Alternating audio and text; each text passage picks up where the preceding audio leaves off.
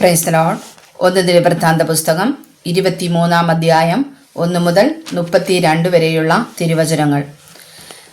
ദാവീദ് വയോധികനും കാലസമ്പൂർണനുമായപ്പോൾ തന്റെ മകനായ ശലോമോനെ ഇസ്രായേലിന് രാജാവാക്കി. അവൻ ഇസ്രായേലിന്റെ പ്രഭുക്കന്മാരെയും പുരോഹിതന്മാരെയും ലേവ്യരെയും എല്ലാം കൂട്ടിവരുത്തി. ലേവ്യരിൽ 30 വയസ്സു മുതൽ മേലോട്ടുള്ളവരെ എണ്ണി. ആളെണ്ണം പേരുപേരായി അവർ 38,000 ആയിരുന്നു.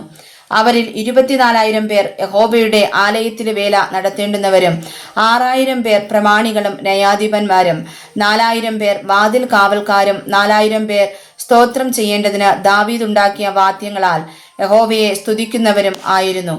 ദാവീദ് അവരെ ലേവി പുത്രന്മാരായ ഗെർഷോൻ, കെഹാത്ത്, മെരാരി എന്നീ ക്രമപ്രകാരം കൂറുകളായി വിഭാഗിച്ചു.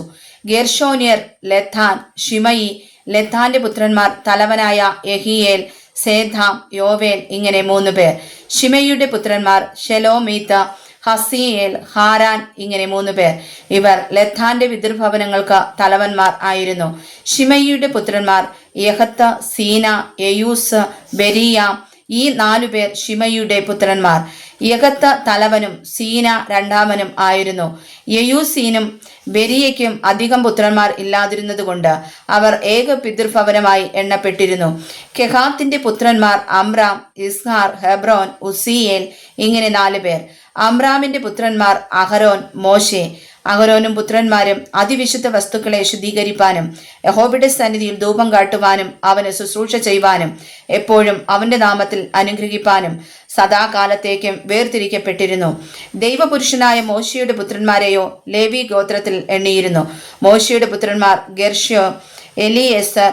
ഗെർഷോമിന്റെ പുത്രന്മാരിൽ ഷെബൂവേൽ തലവനായിരുന്നു. എലിയേസറിന്റെ പുത്രന്മാർ രഹബ്യാവ് തലവൻ.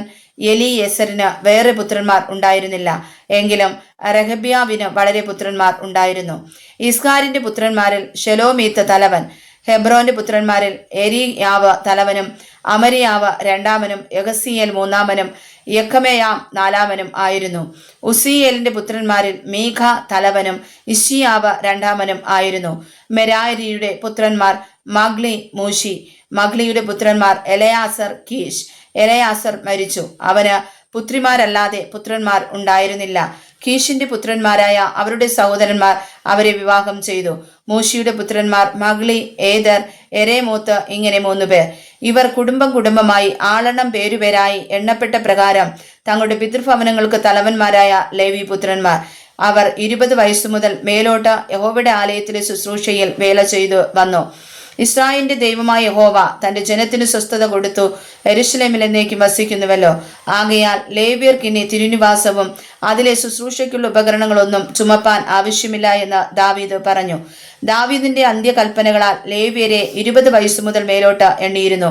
അവരുടെ മുറയോ യഹോവയുടെ ആലയത്തിലെ ശുശ്രൂഷയ്ക്കായി പ്രാകാരങ്ങളിലും അറകളിലും സകല വിശുദ്ധ വസ്തുക്കളെയും ശുദ്ധീകരിക്കുന്നതിലും ദൈവാലയത്തിലെ ശുശ്രൂഷയുടെ വേലയ്ക്ക് അഹരോന്റെ പുത്രന്മാരെ സഹായിക്കുന്നതും കാഴ്ചയപ്പവും പുളിപ്പില്ലാത്ത ദോശകളായും ചട്ടിയിൽ ചുടുന്നതായും കുതിർക്കുന്നതായും അർപ്പിക്കുന്ന ഭോജനയാഗത്തിനുള്ള നേരിയ മാവും സകലവിധ പരിമാണവും അളവും നോക്കുന്നതും രാവിലെയും വൈകുന്നേരവും യഹോവയെ വാഴ്ത്തി സ്തുതിക്കേണ്ടതിന് ഒരുങ്ങി നിൽക്കുന്നതും യഹോവയ്ക്ക് സബത്തുകളിലും അമാവാസികളിലും ഉത്സവങ്ങളിലും യഹോവയുടെ സന്നിധിയിൽ നിരന്തരം അവയെക്കുറിച്ചുള്ള നിയമത്തിനനുസരണമായ സംഖ്യപ്രകാരം ഹോമയാഗങ്ങളെ അർപ്പിക്കുന്നതും സമാഗമന കൂടാരത്തിന്റെ കാര്യവും വിശുദ്ധ സ്ഥലത്തിന്റെ കാര്യവും യഹോവയുടെ ആലയത്തിലെ ശുശ്രൂഷയിൽ അവരുടെ സഹോദരന്മാരായ അഹരോന്റെ പുത്രന്മാരുടെ കാര്യവും വിചാരിക്കുന്നതും തന്നെ.